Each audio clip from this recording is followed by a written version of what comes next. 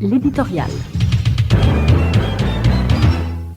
D'un côté, selon le compte-rendu de la presse américaine, le secrétaire d'État américain Michael Pompeo a demandé au président haïtien sans détour de commencer les préparatifs pour tenir les élections législatives dès que ce sera faisable, parce qu'il n'est pas possible que Jovenel Moïse continue de gouverner par décret, ce qui bien entendu lui donne les pleins pouvoirs pour disposer comme bon lui semble aussi bien de l'action gouvernementale que, plus important encore, de la caisse publique.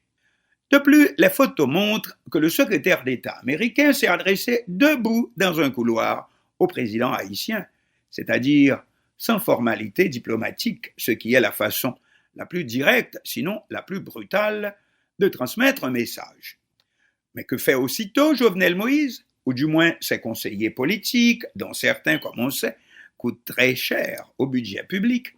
Le message du secrétaire d'État américain est éloigné de son contexte, déformé. D'abord, dans la version haïtienne de la rencontre, on commence par nous dire que Jovenel Moïse s'est déclaré tout à fait d'accord avec le chef de la diplomatie américaine et qu'il faut en effet tenir les élections législatives. Mais que le président haïtien veut faire encore mieux, tenir dans la même année 2021 les 3 élections législatives, présidentielles et municipales. En tout cas, c'est ce que rapporte l'agence dominicaine EFE, qu'il a appris du ministre espagnol des Affaires étrangères, Arantxa González Laya, que le président haïtien a rencontré également dimanche à Santo Domingo, République dominicaine, où se tenait l'investiture du nouveau président élu Luis Abinader.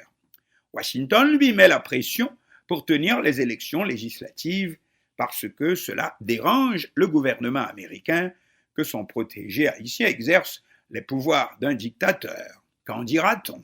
Mais Jovenel Moïse se croit plus malin et en réponse déclare qu'il est tellement d'accord qu'il veut tenir au contraire les 3 élections législatives, municipales et présidentielles la même année 2021.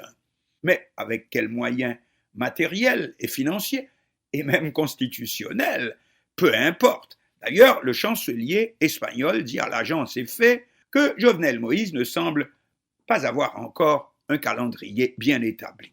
Et c'est la grande faiblesse de M. Jovenel Moïse. Il croit qu'il peut se foutre de tout le monde. Il croit peut-être à tout ce que lui racontent ses conseillers alors qu'eux-mêmes défendent leurs patates, leurs propres intérêts. Et leurs intérêts, c'est que rien ne doit changer. Premièrement, d'abord, si l'on comprend cette logique, ce n'est pas Jovenel Moïse qui a besoin de Washington, mais c'est le contraire. C'est Washington qui a besoin de lui parce que le vote haïtien devant l'OEA est tellement crucial dans la lutte pour tenter de renverser le président vénézuélien Nicolás Maduro. Par conséquent, Jovenel Moïse peut faire ce qu'il veut et comme il veut. Nous camper raide couquet macaque. Deuxièmement, l'opposition est prisonnière de sa propre faiblesse, la mésentente perpétuelle et le raïssab, qui sont la caractéristique de notre pays. Et puis, les gangs sont là. Quant aux Nations Unies, laissez parler, c'est Washington qui débarque d'abord, puis les appelle, comme on a vu en 1994 ou en 2004, mais jamais le contraire. Troisièmement, le président Donald Trump a beaucoup trop de chats à fouetter actuellement avec ses problèmes électoraux pour s'occuper réellement d'Haïti. Or, la réalité, c'est peut-être aussi exactement le contraire de ce que racontent ses conseillers, y compris ceux qui sont payés si chèrement à Jovenel Moïse. Voici en effet que dans une énième tentative pour résoudre le problème du président vénézuélien Nicolás Maduro, voici que les pays qui ont signé l'accord dit de Lima, dont Haïti fait partie si l'on ne se trompe, proposent aux 2 protagonistes, le gouvernement Maduro et l'opposition vénézuélienne, de former un gouvernement de coalition qui aurait pour mission d'organiser de nouvelles élections démocratiques et libres de façon à ramener dans le pays la paix, la sécurité et le développement. Or, les États-Unis perdraient toute légitimité s'ils toléraient au même moment dans un pays comme Haïti ce qu'ils exigent d'un autre, comme le Venezuela.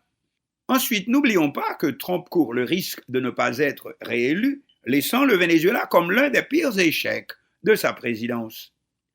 Le problème du président Jovenel Moïse est qu'il ramène tout à lui, à sa seule petite personne. Et comment? Après Dieu, c'est moi. Y compris des problèmes de haute politique internationale.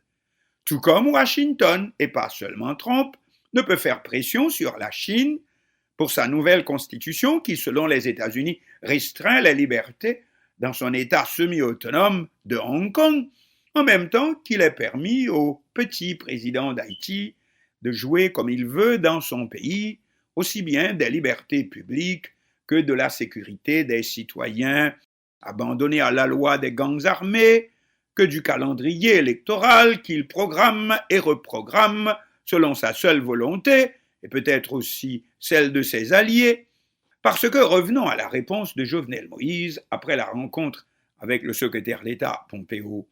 Celui-ci lui demande de tenir les législatives aussitôt que possible pour mettre fin à son règne des pleins pouvoirs. À quoi le président haïtien fait savoir qu'il est tellement d'accord qu'il veut faire 3 élections, mais l'année prochaine, législatives, municipales et présidentielles. Numéro 1, c'est la réponse à l'opposition haïtienne qui fixe la fin de son mandat au 7 février 2021. Numéro 2, on ne sait jamais. Trump court le risque de ne pas être réélu. Et peut-être qu'on trouvera un arrangement avec la nouvelle administration démocrate. Ce n'est pas forcément lui, Jovenel Moïse, mais plus sûrement le PHTK, le régime qu'il représente et qui, rappelons-le, était arrivé au pouvoir en 2011 avec le support de personnalités démocrates puissantes, dont une certaine secrétaire d'État, Hillary Clinton. Numéro 3, comme le dit si bien maître André Michel, du secteur démocratique et populaire, Jovenel Moïse n'a pas les moyens de répondre aux demandes du secrétaire d'État Pompeo, tout simplement, ni pour tenir les élections législatives aussitôt que possible, probablement avant les présidentielles américaines du 3 novembre prochain, n'est-ce pas? Ni pour établir le respect de la sécurité publique et arrêter les massacres opérés librement par les gangs, puisqu'on soupçonne ces derniers d'être des alliés du pouvoir en place, voire pour faire respecter la loi et les droits humains et toutes les libertés. Conclusion, Jovenel Moïse n'a effectivement aucun pouvoir que la protection de l'administration américaine. Mais voici qu'il croit pouvoir se moquer des propres requêtes de cette dernière, qu'il croit pouvoir jouer au plus malin. Trump n'est pas certain de rester président après le 3 novembre 2020, n'est-ce pas? C'est donc le sens de la réponse au secrétaire d'État Pompeo qui demande des législatives aussitôt que possible et auquel Jovenel Moïse répond « Attendons donc l'année prochaine et on pourra avoir ensemble les 3 élections législatives, municipales et présidentielles. » Bref, selon les conseillers, très chèrement payés de Jovenel Moïse, comme on dit, le temps en ce moment joue en notre faveur. Mais la manœuvre ne passe pas inaperçue. Outre que le gouvernement haïtien, pour avoir trahi tous les accords régionaux en vue d'obtenir l'appui exclusif de M. Trump, n'a plus aujourd'hui beaucoup d'amis dans la région. À malin, malin et demi.